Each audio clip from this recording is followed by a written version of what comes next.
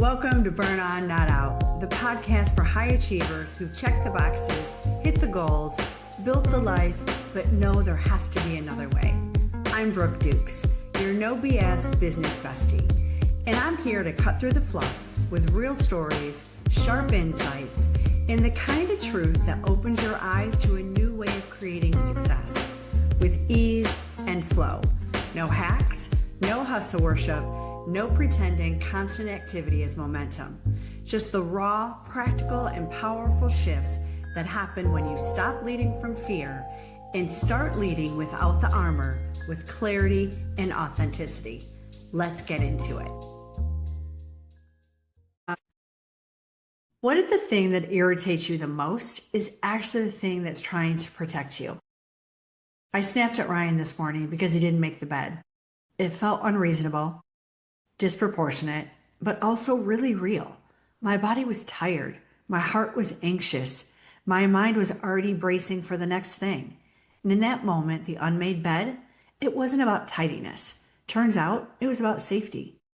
Today's episode is pulled straight from my journal, but more than that, it's a window into how I'm using emotional patterning, vulnerability, and human design to decode my own triggers. And also to offer myself something I never learned to give, emotional safety. So let's talk about control. Where are my emotions today? I feel agitated, anxious, my body's sore, I'm tired, I need some rest, some alone time. I got really irritated when Ryan didn't make the bed. Why does that matter? He's been so great, working so hard right alongside me. It isn't about him, it's about control. I'm feeling uncertain and a little overwhelmed with the wedding approaching, so I want to control my environment. What am I tempted to fix? I feel like I need to fix that control over my environment. I don't. I need to love her, empathize with her, be grateful for her. Maybe instead of feeding that pattern by snapping at Ryan and making the bed or shoving the feeling down, I voice it in a sweet, vulnerable way. Hey, I'm feeling a bit overwhelmed and uncertain, so the unmade bed irritated me. Nothing to do with you. You've been amazing, and I'm sure you're as tired as I am. I didn't feel like making the bed either. Can we do it together? I should also frame what's going on. The need to control my environment again. He's aware, and I want him to know releasing that is part of my journey back to me, back to loving me. What does this part of me need to feel loved? Needs gratitude, because that control probably saved my sanity as a child. There was too much chaos around for any child to feel safe, protected, or loved. I had to give that to myself. I had to find a way to give her some certainty, comfort, safety, or I may have killed myself. I had to build a cocoon around me. My room was my sanctuary. When we moved 12 times by the age of 8, my mom would set up my bedroom first. She knew I needed it. She did everything she could to protect me from him, from our life, a life she never wanted, a life that was the opposite of the one he promised. I'm sure it was the opposite of the one he wanted too. He was just a powerful, broken man who was also doing the best he could. Unfortunately, life had forced him to protect himself too. But when he felt uncertain, scared, or overwhelmed, he lashed out, mostly at my mother. Words and fist, I hid in my sanctuary. Sometimes they were aimed toward me. Sometimes they were aimed towards me when they were still married. Those times were scary, but it was worse with her. He took his anger and frustration out on her more, and that made me feel even more helpless.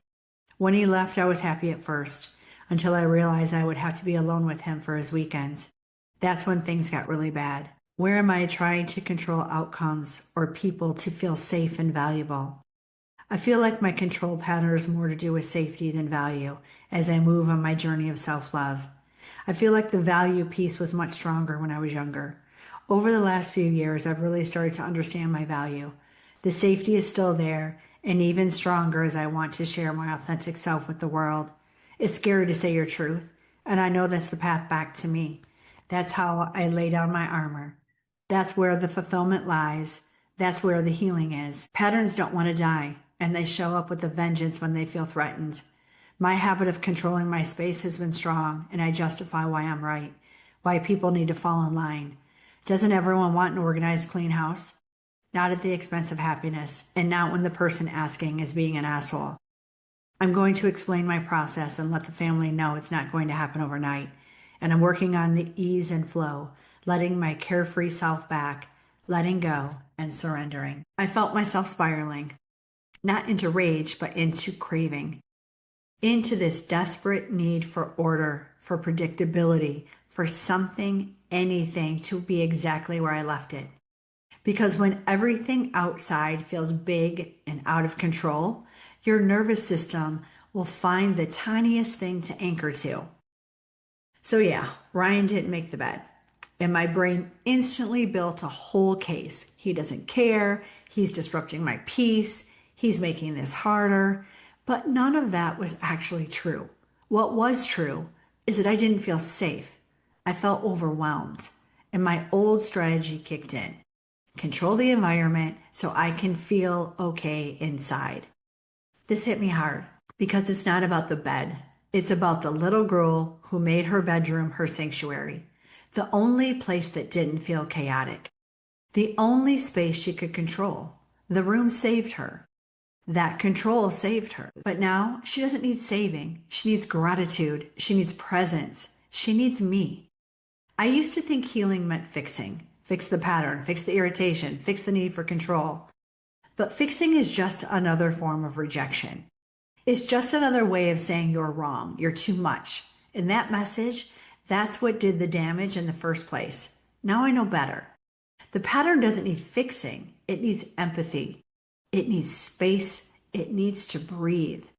It needs a sweet human to ask for support. Hey, I'm feeling overwhelmed. It's not about you. I just need a little help. This actually happened to me last week. I had 3 back-to-back strategy calls, a podcast episode to film, and my script still wasn't finished.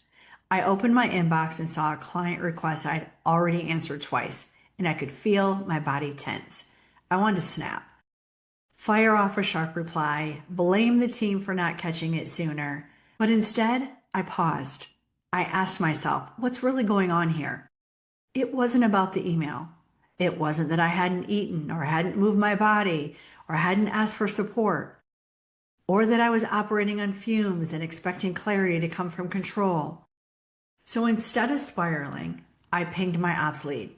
Hey, I'm maxed right now. Can you jump in on this one? I need a quick breather. It shifted the whole energy. Not because it was perfectly handled, but because I didn't abandon myself in that moment. And that changed everything.